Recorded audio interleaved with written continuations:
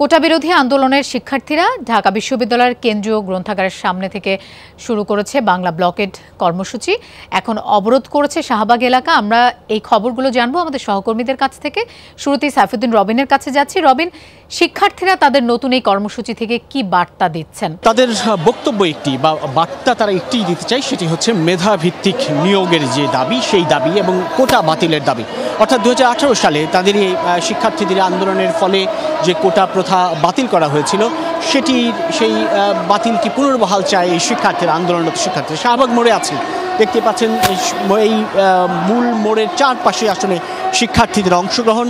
খানিক আগেই এখানটায় এসে জড়ো হয়েছেন তারা মিছিল নিয়ে ঢাকা বিশ্ববিদ্যালয় কেন্দ্রীয় গ্রন্থাগারের সামনে থেকে কলা ভবন হয়ে সূর্য সেন হল, মহসিন হল ঘুরে, পরবর্তীতে টিএসসি ঘুরে, বিসি চত্বর হয়ে টিএসসি ঘুরে এই ঢাকা বিশ্ববিদ্যালয় এলাকা পেরিয়ে তারা শাহবাগ মোড়ে এসে অবস্থান নেয়। এবং শাহবাগ মোড়েই পুলিশ খানিকটা বাধা দেওয়ার চেষ্টা করেছিল ইন্টারকন্টিনেন্টাল হোটেলমুখী, বা যদি বলতে চাই যে মূল যে সড়ক, সেই সড়ক শাহবাগ থেকে সরাসরি বাংলা মোটর ফার্মগেট অভিমুখী যে রাস্তাটা, সেদিকটায় যাওয়ার পথে পুলিশ বাধা দেওয়ার চেষ্টা করেছিল, কিন্তু সেই বাধা ডিঙ্গিয়ে মূলত শিক্ষার্থীদের স্রোত চলে যায় ইন্টারকন্টিনেন্টাল হোটেলের সামনে। সেখানটায়ও তারা তাদের এই ব্লকেট কর্মসূচির অংশ হিসেবে তারা ব্লকেট করতে চায়। মূলত সেই বক্তব্যই তারা জানাচ্ছিলেন যে ঢাকা বিশ্ববিদ্যালয়ের বিভিন্ন হল বিভাগের শিক্ষার্থীরা এখানটায় এসেছেন এই আন্দোলন একাত্মতা পোষণ করে আজকের এই কর্মসূচি তারা যুক্ত হয়েছেন। তারা মূলত ক্লাস এবং পরীক্ষা বর্জনের যে কর্মসূচি, সেই কর্মসূচির পাশাপাশি এই ব্লকেট কর্মসূচি অর্থাৎ অবরোধের যে কর্মসূচি, বাংলা ব্লকেট কর্মসূচি, সেটি তারা সফল করতে বদ্ধপরিকর। খানিকটা উত্তেজনাকর পরিবেশ সেটি দেখতে পাচ্ছেন, এই উত্তেজনা আছে। এবং যখন মিছিলটি এই এলাকায় এসেছিল তখন থেকে আসলে এই উত্তেজনাটি ক্ষণে ক্ষণে বাড়ছে এবং উত্তেজনা বিরাজমান, যদিও এখন পর্যন্ত বড় ধরনের কোনো অপ্রীতিকর ঘটনা ঘটেনি।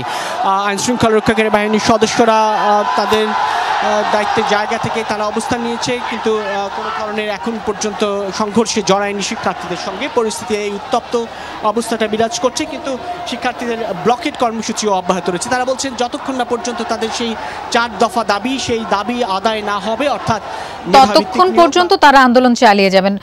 রবিন, আপনাকে ধন্যবাদ। আমাদের আরেক সহকর্মী মনিরুল ইসলাম আছেন, তিনিও শাহবাগ এলাকার আশপাশেই আছেন। আমরা তার কাছে এবার যাচ্ছি।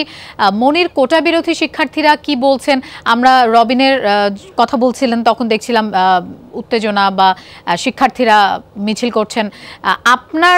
আপনি যেখানে আছেন সেখানকার কি অবস্থা দেখছেন? শিক্ষার্থীরা কি বলছেন? আসলে আজকে শিক্ষার্থীদের বা আন্দোলনকারীদের যে একটা কর্মসূচি ছিল লোপা, সেই কর্মসূচি তাদের যে তারা যেটা বলেছিলেন বা বাংলা ব্লকেডের কর্মসূচির আওতায়, তো সেটাই আমরা করতে দেখছি। এই মুহূর্তে শাহবাগ থেকে তারা বিভিন্ন জায়গায় ছড়িয়ে পড়ছে আমরা যেটা দেখছি। এবং ইতোমধ্যে আমার এই শাহবাগ মোড়ের পশ্চিমে রয়েছে সায়েন্স ল্যাব মোড়, এটার দক্ষিণে রয়েছে ইন্টারকন্টিনেন্টাল মোড়। সেই মোড়ের দিকে শিক্ষার্থীরা এগিয়ে গেছে।